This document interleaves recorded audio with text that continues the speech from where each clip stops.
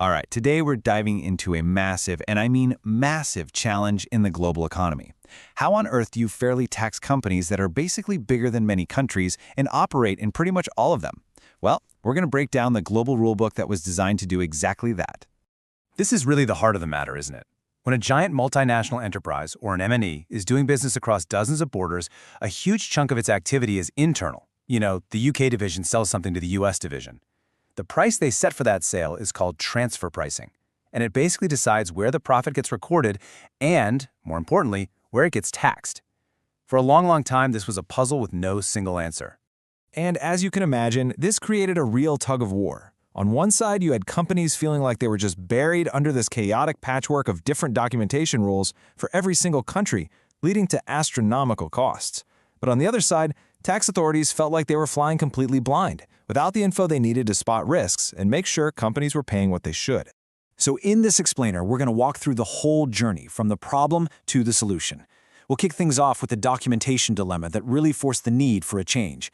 Then, we'll look at the three big goals of the new system, check out the comprehensive three-part blueprint they came up with, zoom in on its most powerful tool, what I like to call the global financial X-ray, and then we'll wrap up with the practical rules of the road. Okay, so let's start at the beginning. The problem. Why was a new system so desperately needed? Well, it all comes down to this documentation dilemma. As global trade just absolutely exploded, so did the complexity. See, every country had its own set of rules for how companies should document their transfer pricing. This mess wasn't just untidy, it was pure chaos. For businesses, it meant huge compliance costs. And for tax authorities, they were left with mountains of paperwork that, as the OECD diplomatically put it, was often less than fully informative. And this right here gets to the core of the balancing act. Any global solution had to walk this incredibly fine line. It had to give tax authorities the clear, useful data they needed to do their jobs, but, and this is a big but, it had to do it without creating an insane, overwhelming paperwork nightmare for the taxpayers. So, with that big challenge in mind, a new system was designed, and it was all built around three very clear goals, which all serve one core idea, the arm's length principle. Now, this sounds fancy, but it's a simple, powerful idea. A company's internal deals should be priced just as if they were dealing with a totally separate, unrelated company. The objectives for this new framework are super clear. First, make companies actually think about and justify their internal pricing. Second, give tax authorities that high-level view they need to spot potential risks without getting lost in the weeds. And third, provide a really solid base of information for those times when a full, deep-dive audit is actually necessary. These three goals are basically the DNA of the whole system. Okay, so how do you turn those goals into something that actually works in the real world? The answer is a really comprehensive three-tiered blueprint for documentation. It's designed so that all three pieces work together to meet those objectives. And here it is. This is the heart of the modern standard. It's not just one document, it's a whole package of three interconnected parts. You've got the master file, the local file, and the country-by-country report. Each one gives you a different, absolutely vital piece of the puzzle. So let's start with the master file. The best way to think about it is as the high-level blueprint for the entire multinational group. It gives every tax authority a big picture look at the company's global business, what its main profit drivers are, and its overall transfer pricing policies. It really just sets the scene. Now, if the master file is the blueprint for the whole building, the local file is like the detailed floor plan for one specific apartment in that building.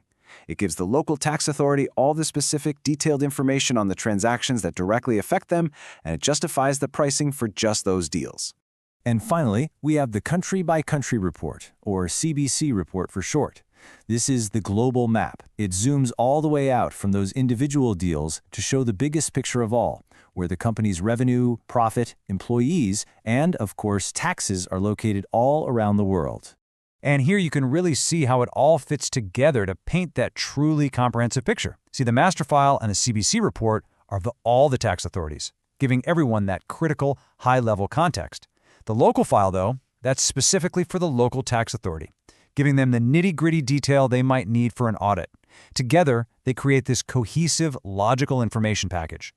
Now, of these three tiers, the country-by-country report was by far the most revolutionary. So let's zoom in on this thing, which really acts like a global financial X-ray for the world's biggest companies.